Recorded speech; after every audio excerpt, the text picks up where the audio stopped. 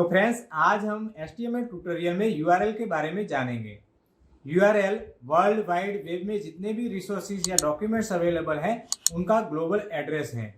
URL का full form होता है यूनिफॉर्म रिसोर्स लोकेटर। URL का मेन काम होता है इंटरनेट पे जितने भी रिसोर्सेज या डॉक्यूमेंट्स अवेलेबल हैं उनका एड्रेस आइडेंटिफाई करना। तो सीधी लैंग्वेज में आपको समझाने की कोशिश करूँ तो हमारा मोबाइल नंबर, जब भी हमें किसी स्पेसिफिक पर्सन को कांटेक्ट करना होता है तो हम अपने मोबाइल के थ्रू उस पर्सन का कांटेक्ट नंबर हम डायल करते हैं ताकि हम उस स्पेसिफिक पर्सन को कांटेक्ट कर सकें। तो उसी तरह इंटरनेट की दुनिया में भी हर एक फाइल या फिर डॉक्यूमेंट का एक यूनिक एड्रेस होता है जिसे हम URL कहते हैं। तो आइए हम URL के सिंटेक्स को समझने की कोशिश करते हैं।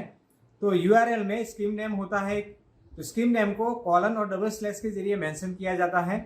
स्कीम नेम का मेन काम होता है इंटरनेट पे जो भी फाइल्स, रिसोर्सेज या डॉक्यूमेंट्स अवेलेबल हैं उनको एक्सेस करने में जो भी प्रोटोकॉल यूज में लिया जाता है उस प्रोटोकॉल को आइडेंटिफाई करना। तो आपने URL में देखा होगा HTTP या HTTPS, उसके बाद कॉलन और डबल स्लैश।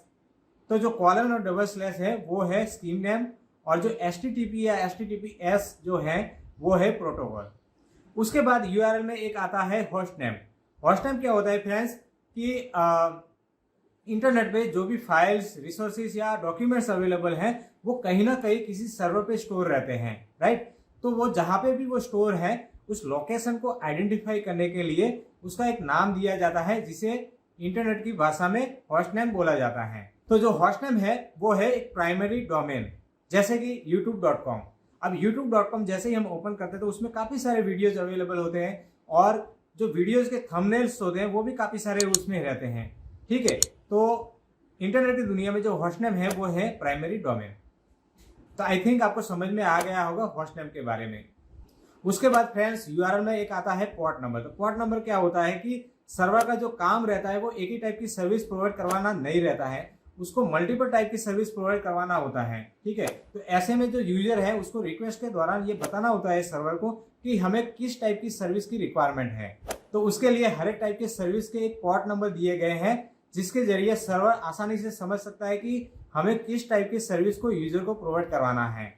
उसके बाद फ्रेंड्स URL में एक पाथ आता है। पाथ क्या होता है कि एक प्रकार का वे है, रास्ता है जिसके जरिए यूजर जिस फाइल या फिर डॉक्यूमेंट को एक्सेस करना चाहता है उसको आसानी से एक्सेस कर सकता है। तो उसके बाद URL में आता है क्वेरी स्ट्रिंग। तो क्वेरी स्ट्रिंग क्या होता है, जब भी किसी डेटा को सर्वर पे पास आउट करना होता है तो उस केस में क्वेरी स्ट्रिंग काम में आएगा। तो क्वेरी स्ट्रिंग को डिफाइन करने के लिए URL में क्वेश्चन मार्क का सिंबल मेंशन किया जाता है।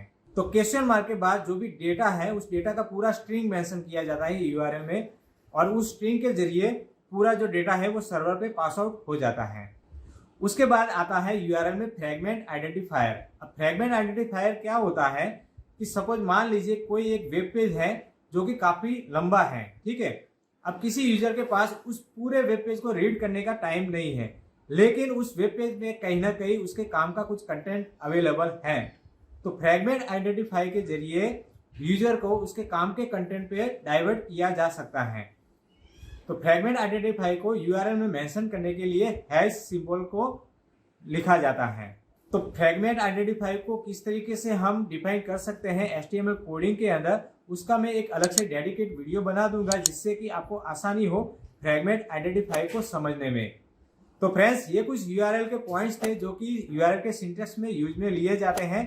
तो आई होप आज के इस क्लास के जरिए आपको समझ में आ गया होगा URL के बारे में। फिर भी फ्रेंड्स यदि आपके माइंड में कोई भी क्वेश्चन या फिर कोई भी डाउट रहता है तो इस वीडियो के कमेंट बॉक्स में कमेंट करके जरूर बताइएगा। मैं पूरी कोशिश करूंगा आपके क्वेश्चन या फिर आपके क्वेरी को सॉल्व करने का। तो इसी के साथ इस वीडियो को यहीं पे समाप्त करते हैं। नई वीडियो में मिलेंगे एक नए टॉपिक के साथ। तब तक के लिए खुश रहे। जय हिंद, जय भारत।